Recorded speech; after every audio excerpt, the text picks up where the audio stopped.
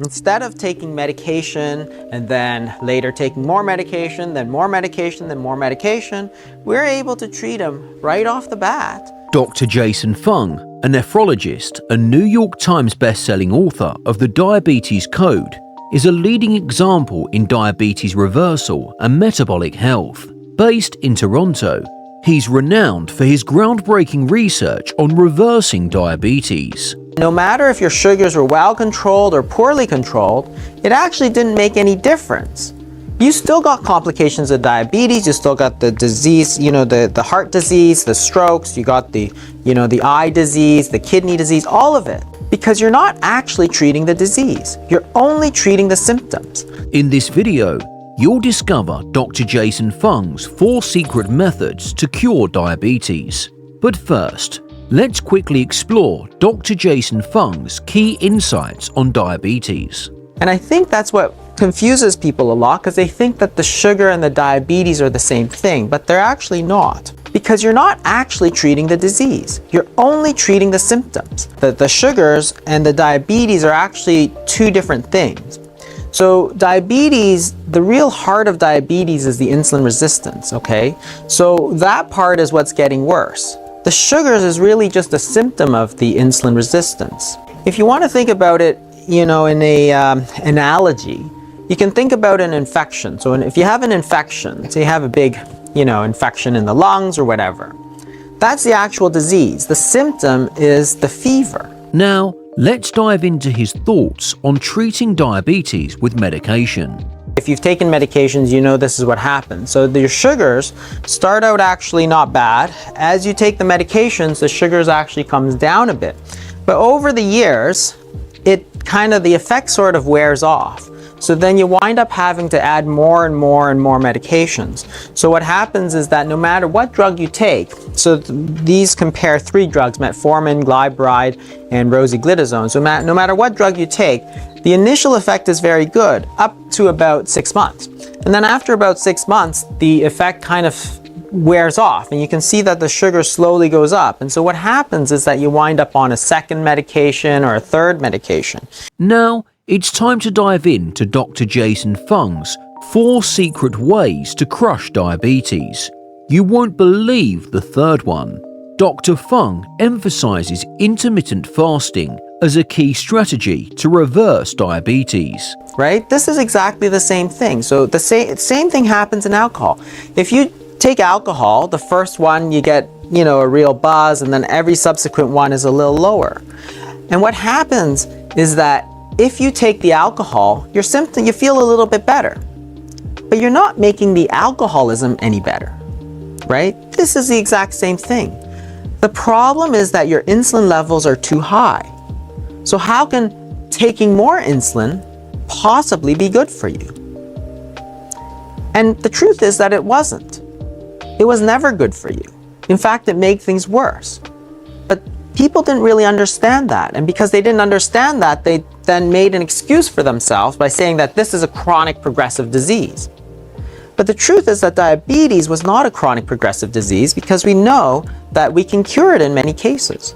So if you do weight loss surgery or gastric banding or bariatric surgery, by restricting eating to specific windows, the body is allowed to lower insulin levels and use up stored glucose, ultimately improving insulin sensitivity. Reducing carbohydrate intake is another fundamental approach. Dr. Fung emphasizes the importance of cutting down on refined carbohydrates like cereals, pastries, and sugary drinks, as these can cause significant blood sugar spikes and increase insulin demand. Instead, he advocates for consuming complex carbohydrates such as vegetables and grains, which have a lower impact on blood sugar level and help in managing and reversing diabetes effectively.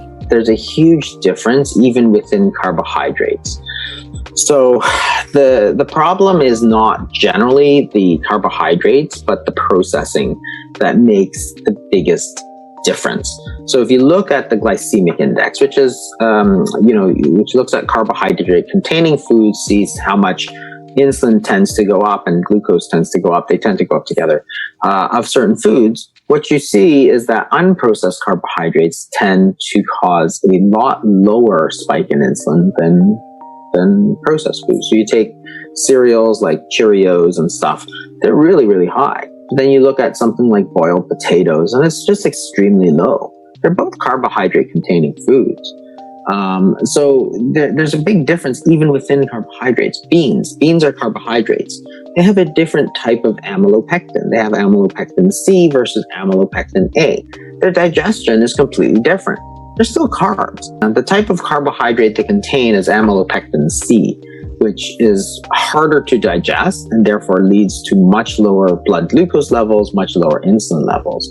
But insulin is sort of that key. So even within carbohydrates, so people think, well, one of the things is to cut carbs, which is a reasonable thing, but cutting the refined carbs does a lot better. Do stick around until the end to hear a powerful success story of someone who turned their health around using these principles. Incorporating regular exercise can also improve insulin sensitivity and help the body manage blood glucose levels more effectively. Dr. Fung advises a combination of cardiovascular and resistance training exercises. Alongside exercise, Dr. Fung recommends cutting out white bread, especially those high in added sugars. These breads can cause rapid spikes in blood sugar levels and lead to insulin resistance over time. But yeah, whole wheat bread was one of these things that everybody thought would be good for you. I mean, there's a bit of fiber in there and stuff, but the thing is that it's still highly processed,